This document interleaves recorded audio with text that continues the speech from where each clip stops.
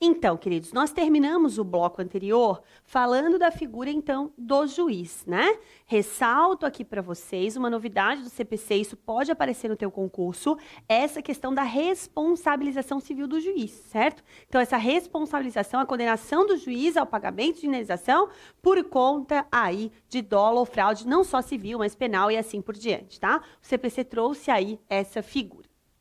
Agora nós vamos falar de um tema super interessante, que é a respeito do impedimento e da suspeição. Olhem só, quando a gente fala do juiz, a gente trata desse assunto.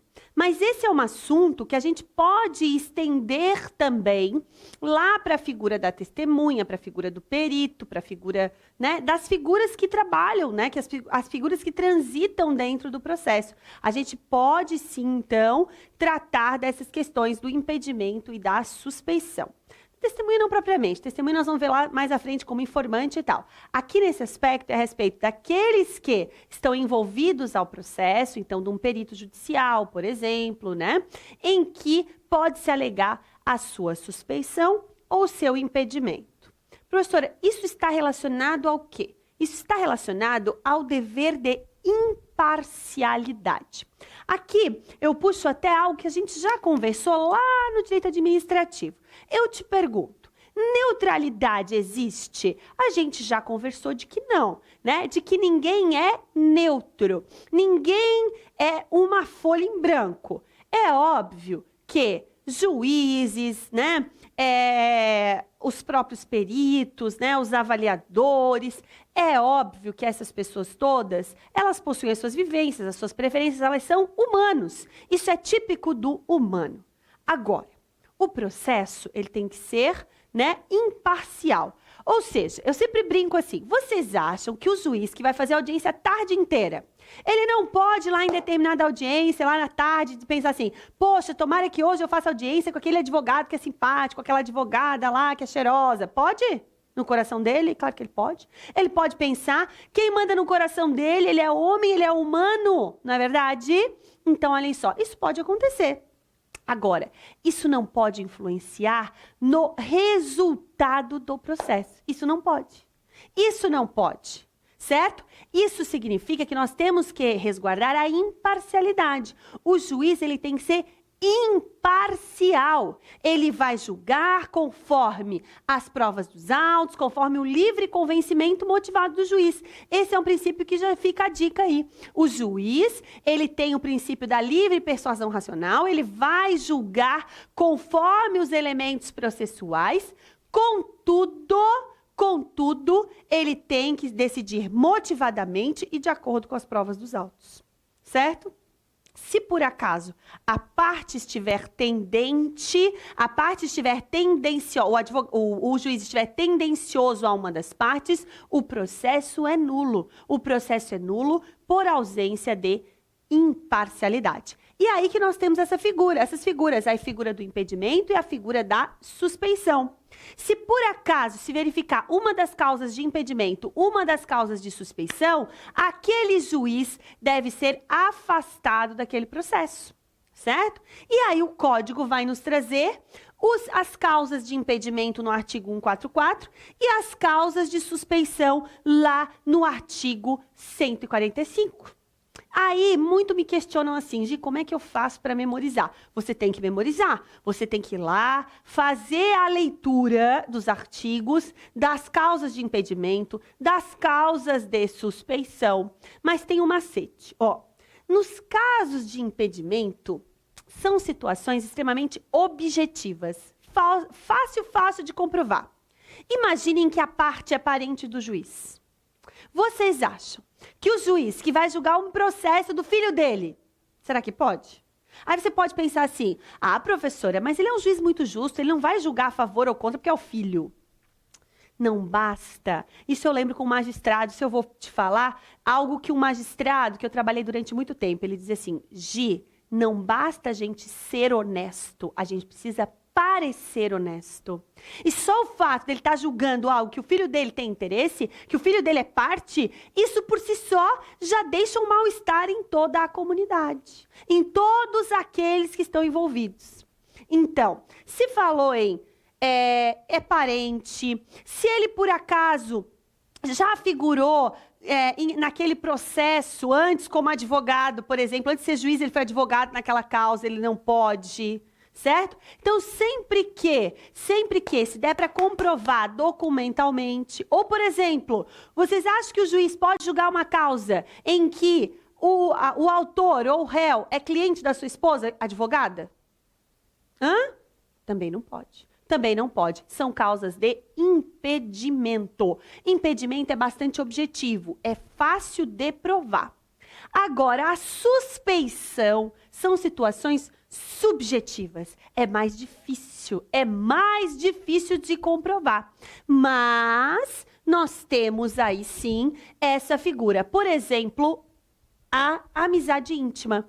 Se o juiz é amigo íntimo da parte, se o juiz é amigo íntimo do advogado, ou inimizade declarada, ele é amigo íntimo ou inimigo aí declaradamente, né?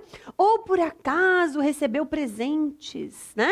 Olha isso. Isso leva à suspeição. Isso torna o juiz suspeito. Então você vai me prometer que você vai fazer a leitura de todo o artigo 144, de todo o artigo 145, isso cai muito as causas de impedimento e suspeição, mas você vai guardar esse macete. O impedimento são situações objetivas, fácil de comprovar, e a suspeição situações subjetivas, mais difícil de se comprovar. Aqui tem uma questão importante, olha bem. Isso já aconteceu no Brasil várias vezes. O que vocês acham? A amizade no Facebook torna o juiz suspeito? Imaginem, eu sou advogada e tenho lá juízes como meus amigos no Facebook. E agora tem um processo meu que tramita na vara desse juiz que é meu amigo no Facebook. O juiz, então, é suspeito? O juiz não pode julgar o meu processo porque ele é meu amigo no Facebook?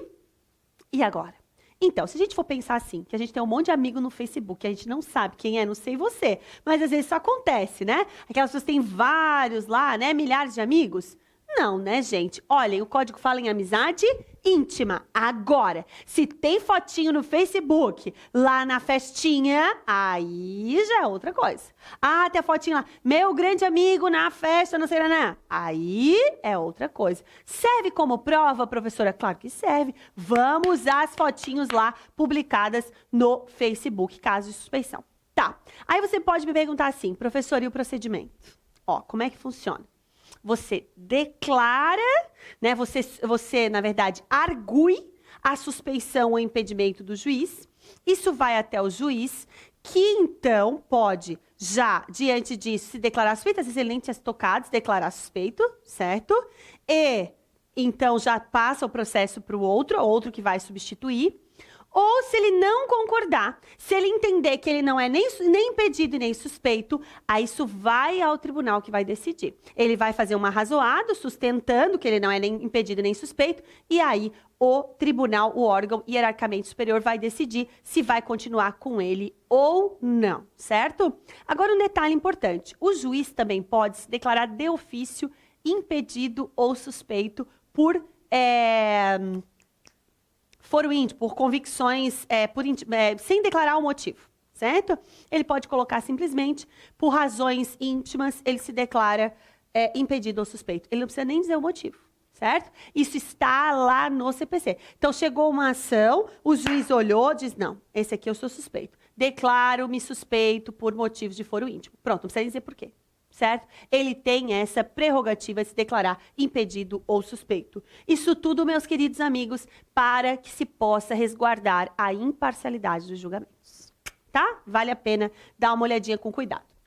Auxiliares da justiça. Olha quanta gente nós temos aí como auxiliares da justiça. Nós temos a figura do juiz. Olha só, presta atenção comigo.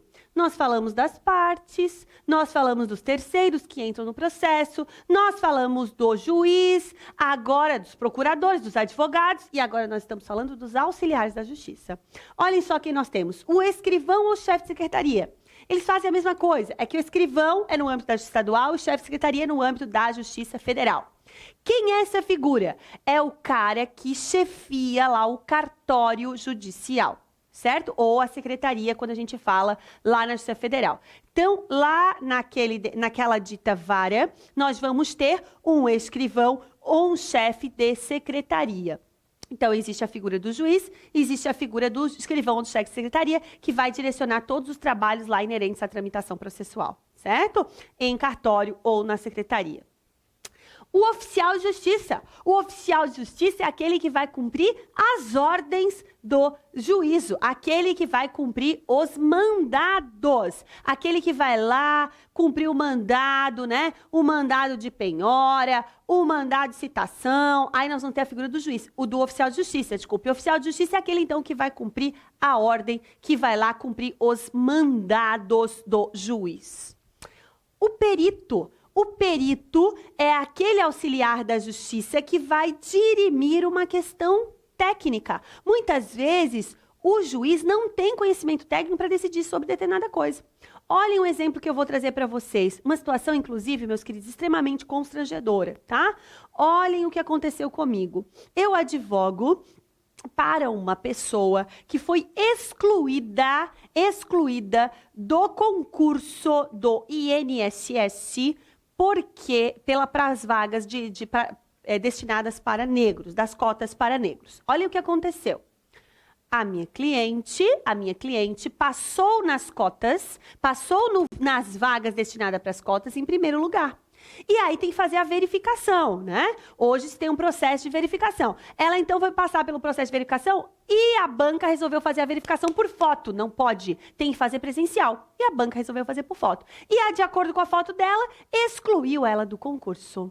Ingressamos com uma ação judicial. O juiz, então, verificando aquela situação que não podia ser por foto, fez o quê? O que o juiz fez? Suspendeu a nomeação para aquela vaga. Diz, enquanto a gente não resolve aqui, não nomeia ninguém para a vaga lá destinada para as cotas. Trancou a vaga. Muito bom. E aí nós tínhamos que ver o quê? O processo continua para ver se ela estava ou não, se ela tem a condição de negra ou não. Olhem o constrangimento. Nesse caso, o juiz não tem conhecimento técnico para isso. Ele nomeou um médico dermatologista para verificar se ela era ou não negra, se ela tinha ou não direito às cotas. Nesse caso, foi extremamente constrangedor. A cliente teve que ir lá no médico, mostrar toda a sua pele, mostrar todas as suas características, o seu fenótipo, para daí sim, então, ter direito. Então, quando o juiz não tem conhecimento técnico, ele nomeia um perito. Um perito para questões de engenharia, um perito para questões de informática. Vários casos de ações que vai depender de um perito judicial. Depositário e administrador, muitas vezes os bens que estão sendo discutidos no processo precisam ser depositados, até para ser resguardados, então eles são depositados, eles são entregues na mão de um depositário e também de um administrador, alguém que vai administrar desses bens enquanto o processo segue. Intérprete e do tradutor, muitas vezes a necessidade, né, no processo de alguém para traduzir toda a linguagem, tudo para a linguagem para a língua portuguesa, e aí a gente vai precisar de um intérprete ou de um tradutor. Às vezes é uma testemunha, por exemplo, que só fala inglês, certo? E, além disso, os conciliadores e os mediadores, né? Naquele aspecto que a gente falou, que o processo judicial tem que estimular a conciliação, tem que estimular a mediação. Então, nós vamos ter aí os conciliadores e os mediadores, certo? Esses são os auxiliares da justiça. Vai ler lá no CPC tudo que tem a respeito desse pessoal, combinado? Aí a gente fala do Ministério Público. O Ministério Público também está aí dentro desse universo sujeitos do processo, sujeitos processuais. O Ministério Público é aquele que atua em defesa da ordem jurídica, do regime democrático e dos interesses e direitos sociais individuais disponíveis. A gente fala que o Ministério Público é assim, ó. Ou ele atua como parte. E quando é que o Ministério Público vai agir como parte no processo civil? Que a gente conhece muito o MP lá na ação penal. Você já viu lá com o meu queridíssimo Davi, o Ministério Público é o titular da ação penal. É ele que entra com a ação penal, mas isso não é processo civil, isso é processo penal, é lá com o Davi. Aqui, quando que o Ministério Público vai entrar com uma ação civil? Quando a gente estiver tratando de ter interesses transindividuais, meta-individuais. Por exemplo, uma questão de ressarcimento aos danos ocasionados ao meio ambiente. Quem é que vai entrar com essa ação? Imaginem lá uma fábrica que poluiu todo um rio e matou os peixes e os pescadores da região, tiveram prejuízos. O Ministério Público ingressa com uma ação de reparação. Nesse caso, ele tem legitimidade. Ele entra como parte. Se ele não entra na ação como parte, ele entra como fiscal da lei. O MP, na condição de fiscal da lei, ele vai, então, né, ele vai participar do processo só aí para verificar se o interesse público ou social, se os interesses dos incapazes, em litígios coletivos pela posse, pela terra rural ou urbana. Então, o Ministério Público vai só verificar da legalidade de todo esse processo. Então, atentem. Em causas, o Ministério Público é parte e tem causas que ele é apenas fiscal da lei. Ó, aqui eu puxo lá para o direito administrativo. Ó. Lá no direito administrativo, você estudou com a professora Graziela Veleda a questão da improbidade. A ação de improbidade é uma ação que segue aqui uma parte ao processo civil. Tem um procedimento especial, mas a grande parte é o Código de Processo Civil. A ação de improbidade, ela é proposta ou pelo MP, aí ele vai como parte, ou pela pessoa jurídica vítima, não é isso? O município pode, que foi vítima da improbidade, da safadeza, ele pode propor ação de improbidade. Se o município propor ação de improbidade contra o safadão, lá contra o corrupto, não é verdade? O Ministério Público obrigatoriamente vai participar dessa ação e vai participar como fiscal da lei. Tá? Então, gravem, o Ministério Público está sim na condição de sujeito do processo, ou ele é parte, ou ele é fiscal da lei. E o Ministério Público, para suas manifestações no processo civil, ele tem prazo em dobro. Aqui bem importante. Antes se falava, no antigo código, se falava em prazo em quádruplo, agora não tem mais. Agora o prazo é sempre dobro, certo? O prazo será em dobro. Da advocacia pública. Ó, aqui uma informação importante, ó, não confunda a advocacia pública com defensoria pública, elas estão em lados opostos. Olhem bem. A advocacia pública são os procuradores que fazem a defesa das pessoas jurídicas de direito público. Então, ó, só lembrando lá da nossa matéria, né?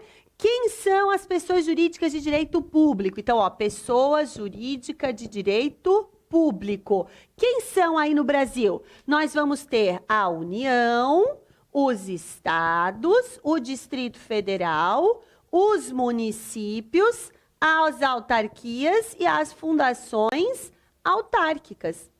Essas pessoas jurídicas de direito público, elas serão representadas pela figura da advocacia pública. Nós já vimos isso.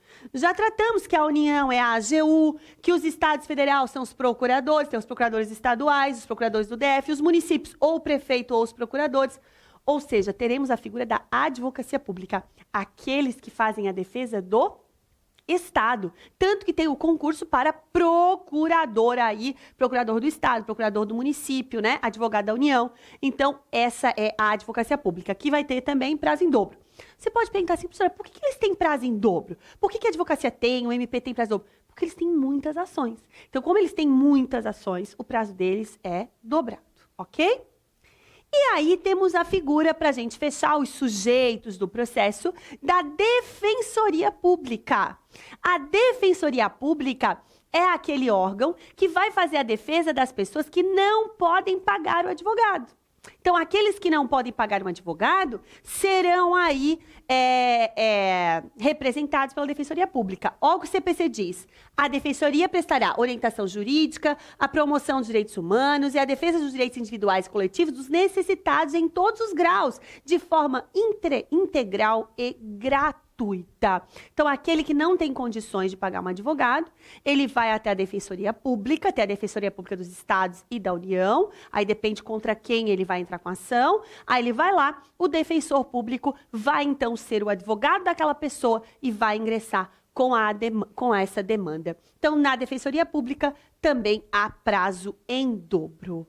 Massa, gente. Então, olhem só. Grave no seu coração. Nesse bloco aí, nesse tema, que foram 3 aulas, né? Nós falamos a respeito dos sujeitos do processo. Então, nós falamos das partes, dos procuradores, dos terceiros intervenientes, então da intervenção de terceiros, do juiz, dos auxiliares da justiça.